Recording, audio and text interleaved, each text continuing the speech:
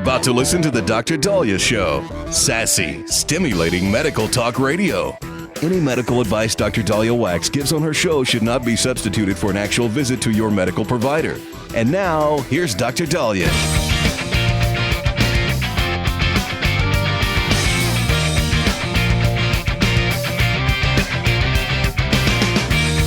All right.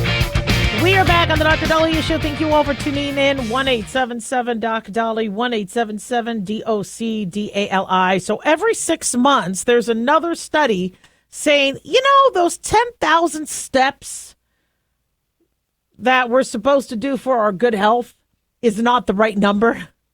So we have a new number. It changes all the time. The new number says we only need 7,000 steps. I really hate these studies. However, what's good is at least we talk about something that we need to talk about. So the idea of 10,000 steps, which I actually like, and I still think should be our goal, the 10,000, that came from a marketing ploy back in the 60s. Brilliant move. During I think there was the Tokyo Olympics, a pedometer company for good health for the Japanese said, look, you need to walk at least 10,000 steps a day. This will record your steps. And you should be doing about 10,000 steps a day. Now, here in 2025, people are like, oh, how do you get 10,000? Back then, it was easy that you walked all the time. You took a bus. Not everybody had cars. So it made sense. You want to make sure you're doing your 10,000. You're not going to feel bad not reaching your goal. It's really easy in the 60s to make your goal of hitting the 10,000. You have a pedometer to prove it. It was a sales pitch. And it was a smart one. We've never changed that thinking, but it was never scientifically proven. So every year, some group is trying to restudy and look at exactly how many steps do we need. So this latest study coming out of Australia, the University of Sydney, recommends you need 7,000 steps to improve your health and boost your essential health markers. The University of Sydney researchers looked at a review of 57 studies spanning over 10 countries. They tracked people's steps, their health outcomes, and they looked at your risk of dying from heart disease, cancer, diabetes, dementia, depression, and what different daily step counts did. And they said if you walk at least 7,000, it is going to be linked to improvement in 8 major health outcomes: heart disease, dementia, depressive symptoms. Any increase in daily steps, even if 4,000, will deliver health benefits. But if you could hit the 7,000 mark, to them, that's a sweet spot as it pertains to reducing risk for many chronic diseases. If you go beyond 7,000, it's all frosting, right? It's all, what's that word for it? It's all cake? I don't know. It's all easy. Extra benefits. But the improvement rate slows. So the biggest bang for your buck gets to the 7,000 steps. Of course, you get more if you're over that. The results were published in the Lancet Public Health Journal. They said if you walk 7,000 steps a day, you reduce your risk of death by 47%. Now, this is where this study became interesting. They said that if you walk those 7,000 steps and reduce your risk of death by 47%, it was almost identical to walking 10,000 steps. Now, I don't want people going, well, I might as well save those 3,000 steps energy. I need the energy. I still walk the extra steps. But interestingly, how there wasn't, according to their review of studies, not much additional benefit adding that extra 3,000. They said the same benchmark was linked to a 38% reduction of risk of dementia, 22% reduction of risk of type 2 diabetes. But this risk only slightly lowered if you went up to the 10,000 mark with your steps. So significant health improvements were found if you went from 2,000 steps to 5,000 or 7,000. But aiming for 7,000 was the sweet spot. So the study authors had to say, this is Dr. Ding, He said, for those of you already active and consistently hitting 10,000 plus steps, keep it up. There's no need to cut back. I'm sure somebody's going to be listening to this going, oh, okay, good. I could turn on my Netflix a little sooner and cut back. As far as I'm concerned, still hit the 10,000. All right. It doesn't hurt. In fact, I have, some pretty bad knees. The more I exercise, the more I walk, the better I feel. I probably needed a knee replacement 10 years ago. Not that they would have done it because I was too young, but I kept exercising. I kept walking. Walking lubricates the joints. So if you could do 10,000 over 7, do it.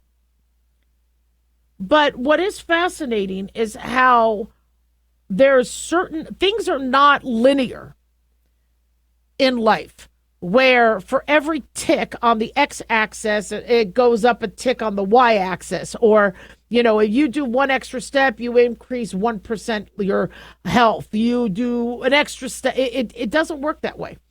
Our bodies, there's sweet spots where your bodies are expecting a certain amount of activity. Now, a lot of you are using your Apple Watch for your steps. If you wave your hands up and down, like I do, those aren't steps. That's your hand. I had a phone conversation with my mom. Somehow, every time I'm on the phone with her, I'm throwing my hands up in the air. Well, I looked. I haven't done my workout yet. Okay, get this, guys. I have not worked out yet. And I already have 1,464 steps, according to my Apple Watch. What 1,004? I must have been waving my hands in despair and anguish during that 10-minute phone call to the point that happened. So make sure the steps you're doing are true, real steps. But as much as doctors say they hate these studies and they don't like the idea, well, you're doing these steps and you're just counting the steps, I love it. Because a lot of us think we did exercise and then we look at our watch and we're like, ooh, I thought I did more than that. And if you're not actively going to the gym, and I think you should be exercising every day on your non-gym days, it's nice to know you still hit the mark. And I hate this idea of only working out 3 days a week. You need exercise every day. So whether it's 7,000 steps or 10, just move. 1-877 Doc Daliah.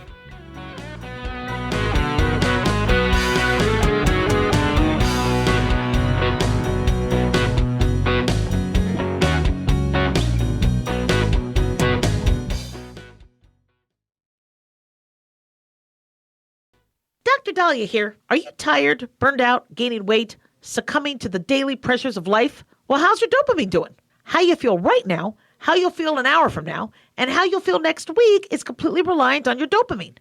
Our daily motivation and willingness to push through challenges depends on the intricate chemical process dopamine provides. Christian Kalikas and I created Deploying Dopamine, a book that tells you what dopamine is, when it dysfunctions, and how to successfully deploy it when needed. Find Deploying Dopamine on Amazon today. Check it out. At Hot Shot Secret, we share the science behind common diesel problems. For example, diesel fuel cetane levels. the cetane rating in diesel fuel is 42 to 45. Most diesel engines operate more efficiently with a cetane rating of 48 to 50. One treatment of Hot Shot Secret Diesel Extreme will raise your cetane 7 points, increase fuel economy, and improve cold starts. Hot Shot Secret Diesel Extreme is available nationwide at truck stops, fine farm and auto stores, and online at hotshotsecret.com. Hot Shot Secret, powered by science. Let's face it, guys, we're living in times where the truth is becoming more suppressed and censorship is increasing at an alarming rate, especially on social media platforms. It's Clyde, and I want to tell you about a safe and secure digital playground we put together just for you. It's aftermath.media. You get access to thousands of Ground Zero archives and podcasts, along with our private social media groups with your basic membership starting at only $7 a month. Each subscription includes tech support, access to the RSS feeds, along with our own chat room and Telegram channel. In addition, the premium membership includes research study groups, webinars, a document and movie library, a live video stream of Ground Zero, a monthly Zoom chat with me, and other bonus content. Be sure to check out our yearly specials as well. Sign up today while you're thinking about it. Sign up at aftermath.media. Again, that's aftermath.media.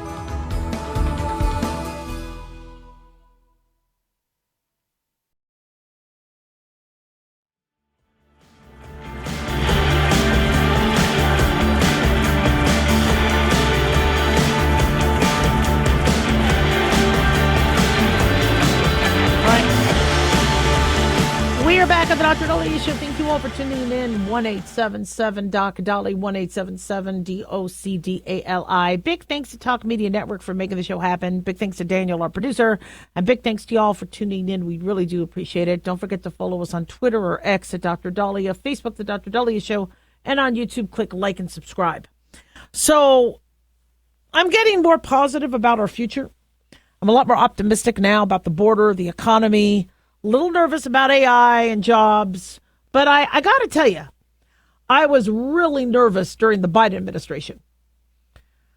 And I've noticed in the last couple months, a lot of people have been breathing easier in terms of being able to show support for a non-liberal candidate, being able to speak out. People did speak out over the last decade or so, but many individuals, friends of mine, were silenced because of where they worked. They felt like they were going to be canceled. They would lose their careers if they at all showed any anti-liberal sentiment. And that really bothered me the most of where America was going, because we don't want one-party rule. We don't just want only Democrats, only Republicans. We want to have fair elections. We want to have debates. We want to have bipartisanship. And this isn't about fascism. But things got really scary over the last few years, where if you even said anything that might have been, Trump kind of has a point. People called you racist, misogynist, tried to get you fired. And that's some scary stuff. And hearing people whisper. I worked at a place where somebody pulled me aside. They say, we hear that you're part of the club. I go, what club? I go, we can't speak freely. We can't be about who we. No, you can't. And it was really, really frightening. And one, shall we say, culture to society was how you saw what happened in the entertainment business, where everything seemed to be just always political, woke, anti-Trump. When Stephen Colbert got canceled, I'm like, it's because he's only, you can only bash Trump so much. The people that love Trump aren't going to watch your show, and the people that hate Trump don't want to keep hearing him. Get away from the politics. Be a funny show. Be a late night show like, Jay Leno was, or Johnny Carson. And interestingly, Jay Leno has spoken out about it. Judge Judy. And what they have to say is kind of what a lot of us have been thinking. So I guess Jay Leno had been asked about how he felt about Stephen Colbert, him getting canceled. And Jay Leno's now 75 years old.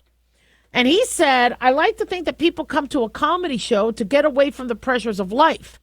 He said, I love political humor, don't get me wrong, but people wind up cozying too much to one side or the other.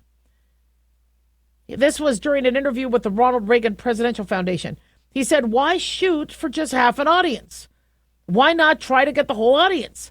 I like to bring people into the big picture. I don't understand why you would alienate one particular group, or just don't do it at all. He said, I'm not saying you have to throw your support on one side, just do what's funny. And this is something that I've been saying for years now.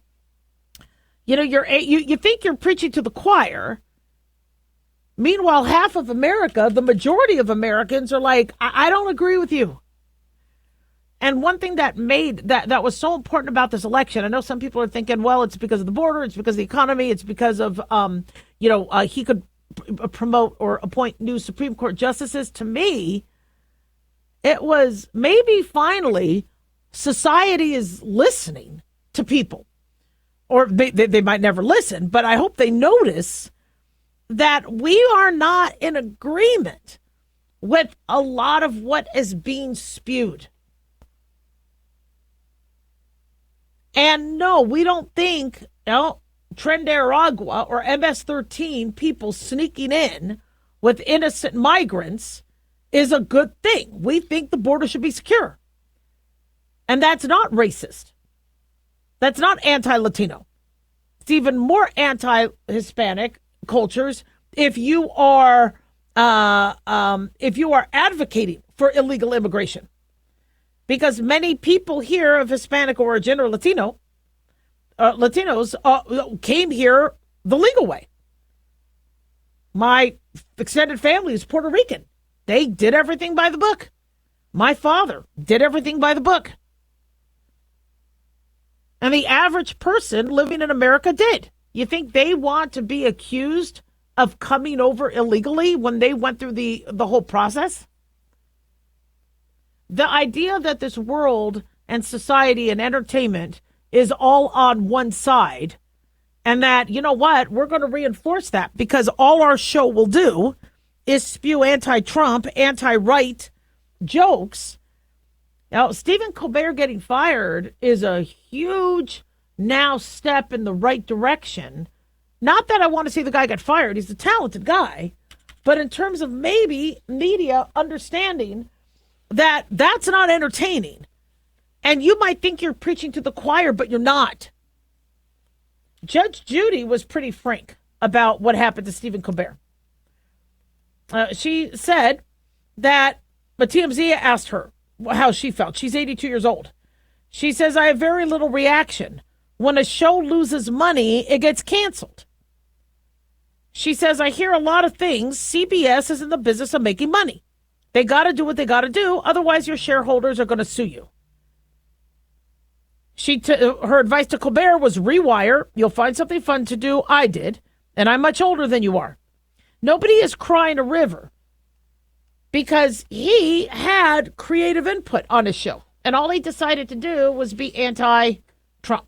When he could have, really, Adam Schiff, Bernie Sanders are your guests? Who wants to stop what they're doing to watch that?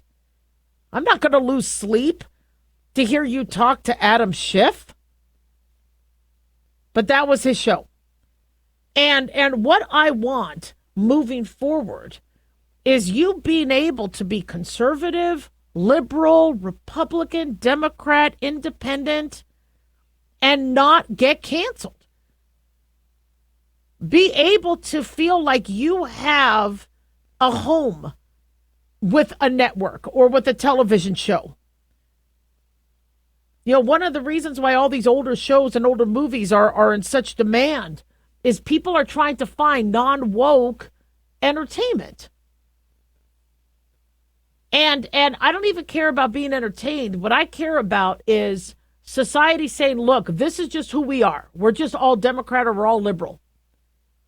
No, we're not. I'm nonpartisan. A lot of us just want common sense. It just so happens a lot of what Trump is doing is common sense. But we don't want this idea where you have to choose one. But that's where society wants us. They want a civil war. The powers that be want us fighting, want a civil war, want fascism. They want only Democratic rule. And you have people that want only Republican rule. And we will end up fighting. It's not going to be like the North and South in the 1800s, that Civil War, because you kind of have the left along the seaboards and up in the North, and you have, but the fact that California wants to separate and secede or split up, people don't feel represented. And we need to be represented. And even if the president of your choice doesn't win, still let you be. Don't come after our jobs if we feel a certain way. You could do all the political humor you want, but balance it. And so the more these people get fired, the more media and people understand, because that's what media is doing. Media is manipulating Americans. They're like, if you turn something on and all you hear is anti-Trump, then that's all you're going to believe. Or you're going to think that you need to think like everybody else or you're an outlier. Let's end that.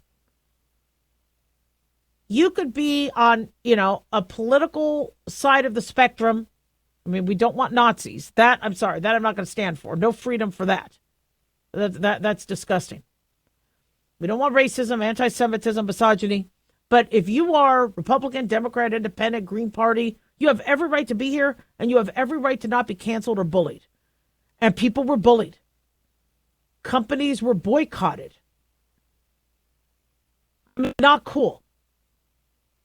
Not cool at all. And we have got to stop the divide. The powers that be want to divide us and want us fighting. And if Stephen Colbert's show cancellation is the start of media getting a clue, then we're on the right track. 1-877-DOC-DALI.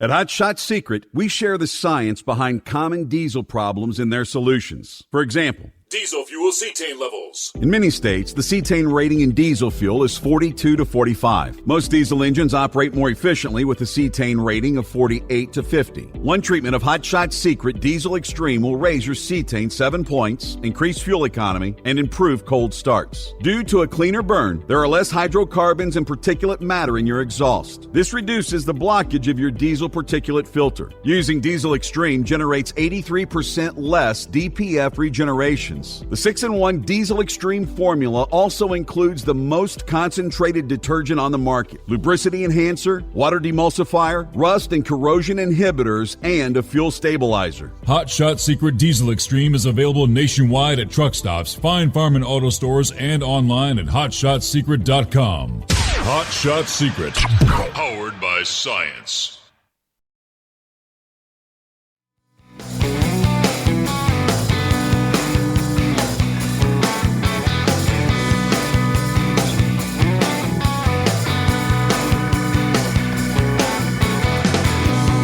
We are back on the Dr. Daliah Show. Thank you all for tuning in. 1-877-DOC-DALI, 1-877-DOC-DALI. So one of the least favorite things for my listeners to listen to or care about are insurance company earnings. I don't blame you. There's a headline where United Health gave their 2025 earnings and they fell short. All right. So the average person's like, well, good for them. They make a lot of money. They didn't make as much money this time around. Boo-hoo. Let's move on. I have to bring it up, though, and I'm sorry I have to bring it up because this is affecting you guys. Every time these insurance companies lose money, you get screwed. Or they claim they lose money. You're getting screwed. And we're all getting screwed every day, and it's just going to get worse. So I'll tell you what's going on with them, and then I'll tell you what I'm seeing many of you are suffering with. So according to this headline from CNBC, United Healthcare, as well as other insurance companies, are grappling with higher medical costs in Medicare Advantage plans. The report adds to a growing string of setbacks for the company, which owns the nation's largest and most powerful insurer. And United Health Group on Tuesday issued a 2025 outlook that fell short of Wall Street's expectations, and shares dropped 4%. The company anticipates it's going to post earnings of at least $16 per share, revenue of $445.5 billion to $448 billion, oh boo-hoo. And Wall Street analysis has expected the adjusted profit of $20.91 per share. CNBC goes through a little bit more. But they say on top of the higher medical costs, it removes $1 billion from their previously planned portfolio actions, so they are no longer pursuing other things to do with their money. I would say, maybe don't sit here and invest. Why don't you give some of the consumers their money back?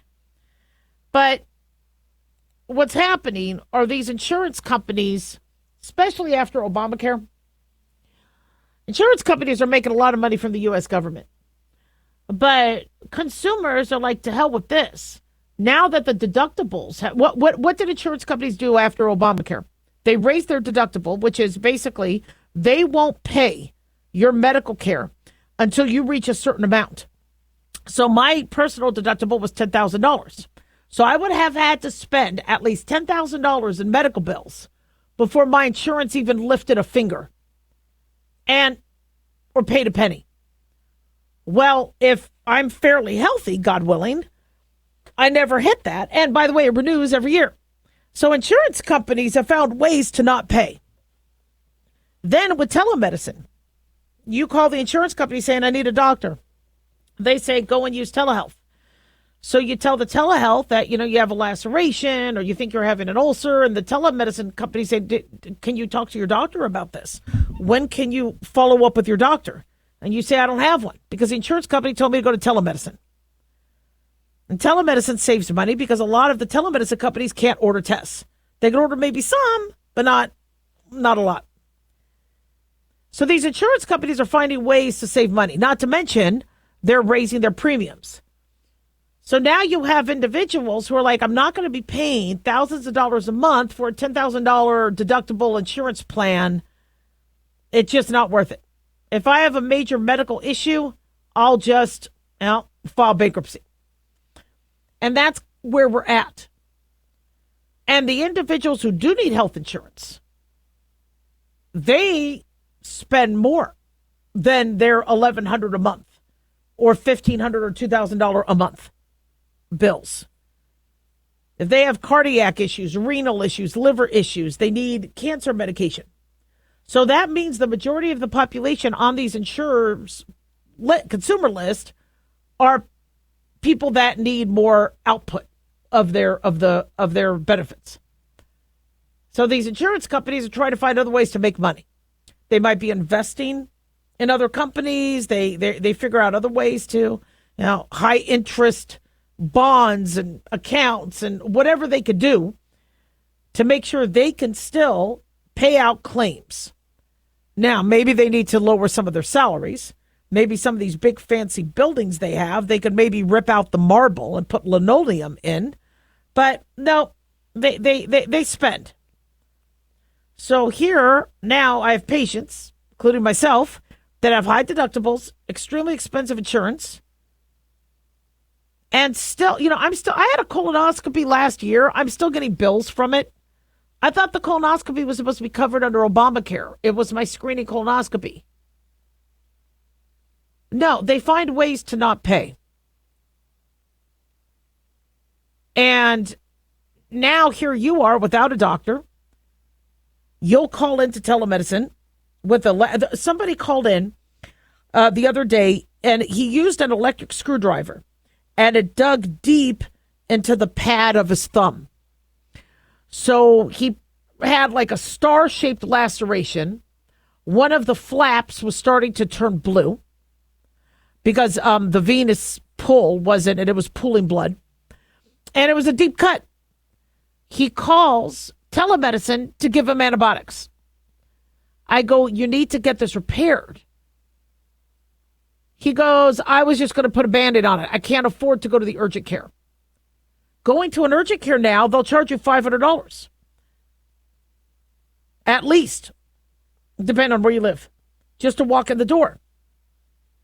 Now, many of you will say, but Dr. Daliah, medical debt is now taken off many people's credit reports. So who cares what they're going to charge me? I just won't pay because it's not going to hurt my credit. Yeah, but these companies are smart now. They're going to shake you down before you come in. You are going to have to pay that money before you get taken back. Because otherwise they're going to go out of business. So now the situation is, because, so many people were able to, over the last 10 years, still go to see their doctor. Patients saw me. They saw me. We billed them. They wouldn't pay, most of them. We ended up closing. But they could still get in and get advice and see a doctor. Now these corporations are getting smart, and they're like, no, sorry, we need the cash before you get taken back. So here you are with no doctor, no medical provider, needing to have cash up front to get seen and hoping that telemedicine can solve all your medical issues. So does that mean we have to help United Healthcare make money? Well, I think what we need to do is look at why are these insurance companies spending so much? And I'm not talking about the marble floors. Well, Wegovy, Zepbound, Mounjaro, Ozempic. These are drugs that are market priced in America anywhere from $1,000 to $1,500 a month. and everybody and their mother wants them. I got to tell you, this is going to get worse. And there's a demand that insurance companies pay for those. So what insurance companies are doing is saying, look, we'll cover these if you join our plans. So they'll promise something to get you to sign up with them. And then they stick it to the consumers. Cancer drugs, if you have cancer, that's expensive. If you've had a heart attack, that's expensive. If you get COVID pneumonia, that's expensive. Doctors are expensive. Nurses are expensive. Hospital care is expensive. So what we really need is, one, to start figuring out how to do more at the home. How to get medical providers to come to your house if there's not enough hospital beds. How to teach people how to care for themselves. How to get people less sick.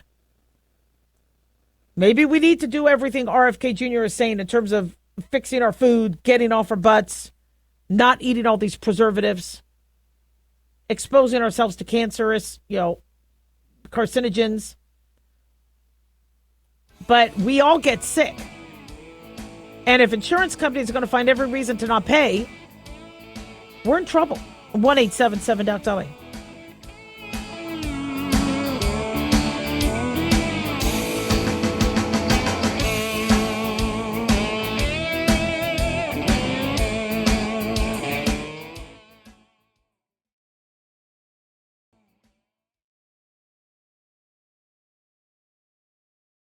Have you ever thought you'd like to buy and sell houses but didn't know how or where to get the money? My name is Ron LeGrand, and over the past 40 years, I've bought over 3,000 houses without using my money or credit and taught thousands to do the same. Today, even in a virtual environment, we buy nice houses in nice neighborhoods using no banks, realtors, contractors, or other costly entanglements, and build huge cash flow and wealth without the hassle of tenants, all without credit and little or no money. You don't need a license or experience, and I'll show you exactly how it's done.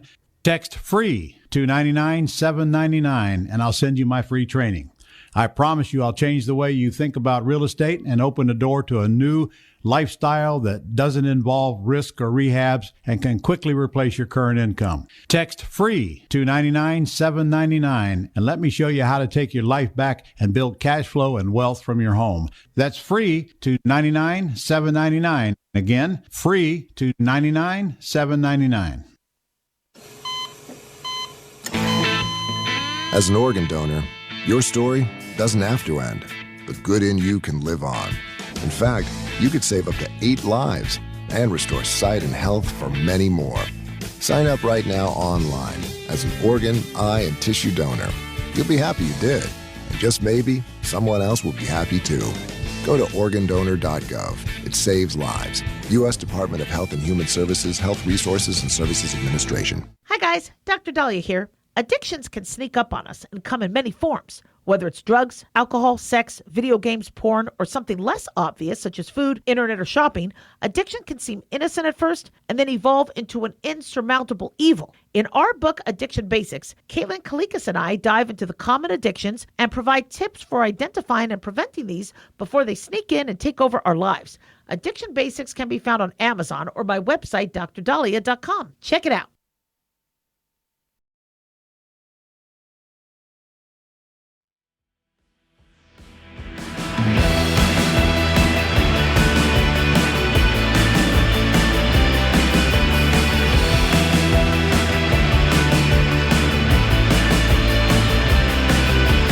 All right.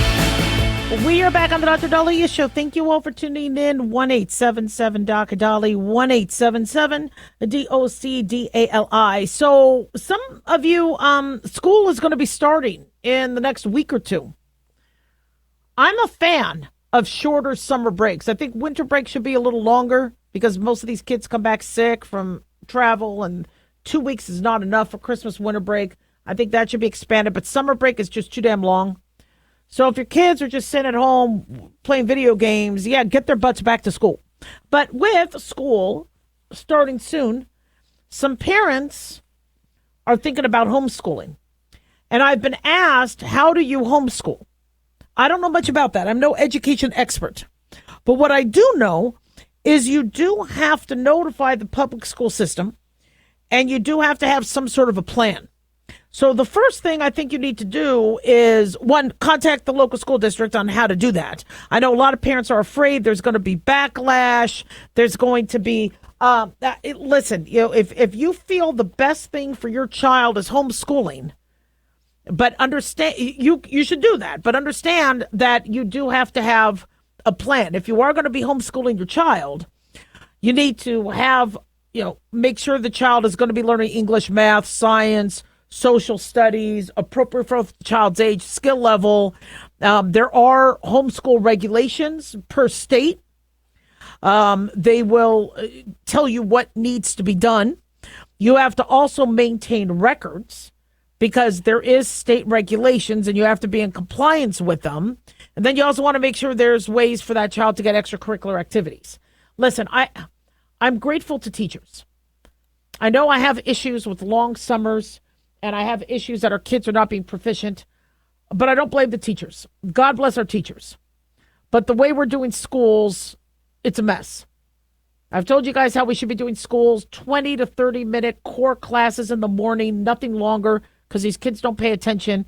They get all their cores done in the morning, and then the afternoon is all life skills and exposure to the trades, exposure, depending on their age, what's age appropriate, farming, first aid, self-defense, marketing, construction, plumbing, such that by the time they're all 16 years old, and this is national, because if somebody moves, they don't want to, redo another lesson or miss another lesson, where it's all pretty uniform, such that by the time these kids are finish their 16th year of age 16 or sophomore year, They have an idea of what they might want to get a trade certificate in or an associate's degree in. High school ends at age 16.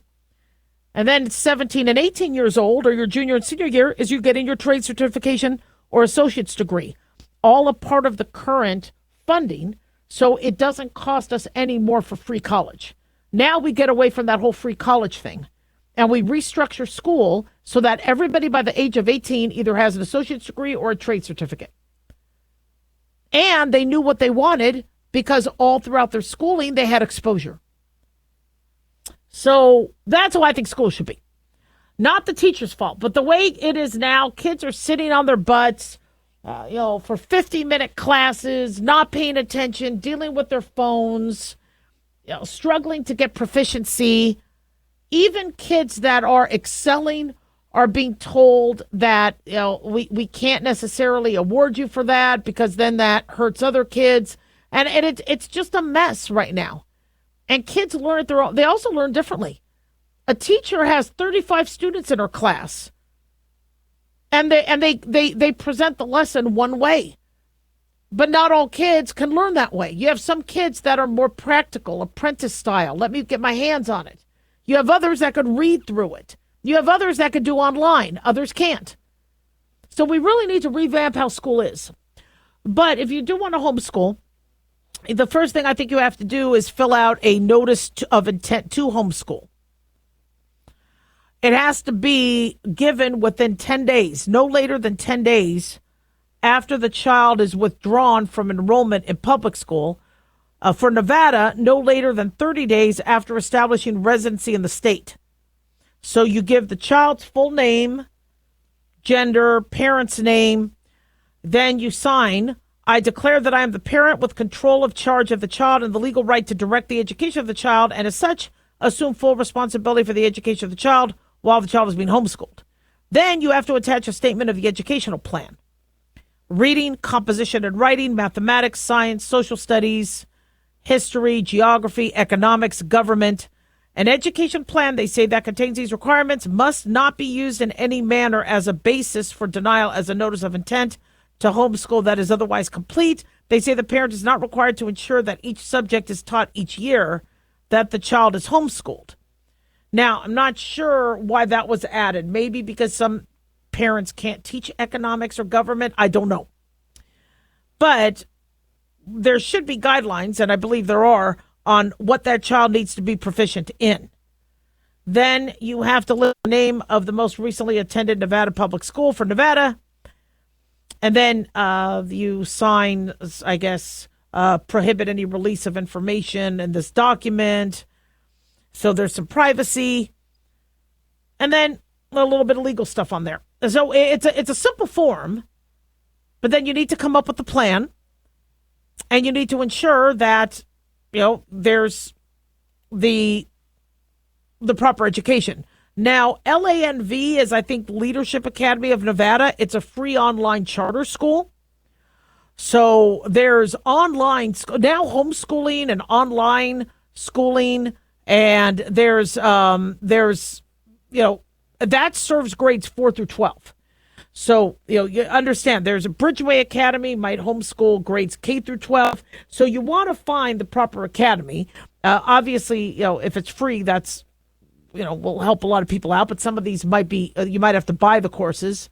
But what I would recommend if you are considering homeschooling is work with other families so that the kids can work together. And understand that you have, it's a commitment of your time. If you have limitations in teaching your kids, I always thought, I could teach my kids. We teach our kids a lot, but school, that's different. Some parents get very frustrated. They say, you're not trying. You're giving up.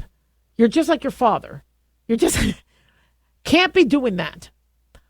And so what I think should be done in terms of homeschooling is there be, you get 5 other families involved so that, let's say you cover Monday and you teach all the 5 kids of all these families. You're the one that's in charge on Monday. Then you could go to work the rest of the week because another parent is covering Tuesday, Wednesday, Thursday, Friday, whatever. And so this way, the kids get a little bit of variety of who their teachers are. They also get to work with other students, and you guys could do activities with the other students, so there's a little bit of that social interaction. And then after the homeschooling part is done, make sure they're a part of a club or a sport, and make sure they interact with other kids. And I think you could homeschool very effectively. And I'd like to see a lot more data. You don't see a lot of studies of how well homeschool kids do as opposed to other kids as it pertains to MCATs or SATs or LSATs or whatever, in the long run. But if these kids are showing proficiency, there's an argument that homeschooling could actually be better. But there is no way I'm going to entertain that argument unless I know that they're getting interactions with other kids. If all they are is around mommy all day, I don't think that's very healthy, especially for mom. They need to be around other kids. And so homeschooling is becoming a big thing.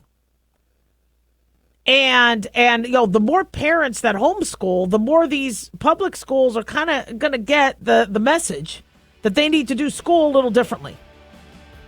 1-877-DOC-DALIAH. Don't go away.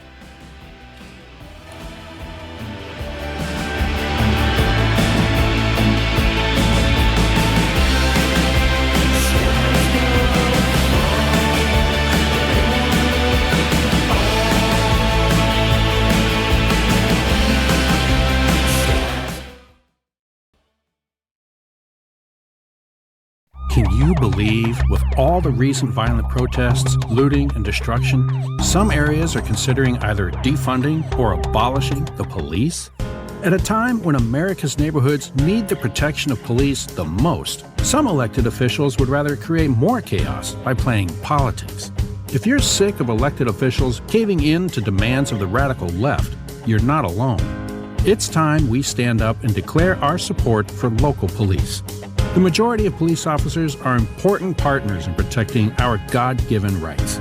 If you prefer freedom over chaos, then learn how you can help protect the local police that serve your community. Call today and request your free Support Your Local Police info packet. Dial 800-JBS-USA1. That's 800-JBS-USA1. Request your free Support Your Local Police info packet by calling 800-JBS-USA1 today.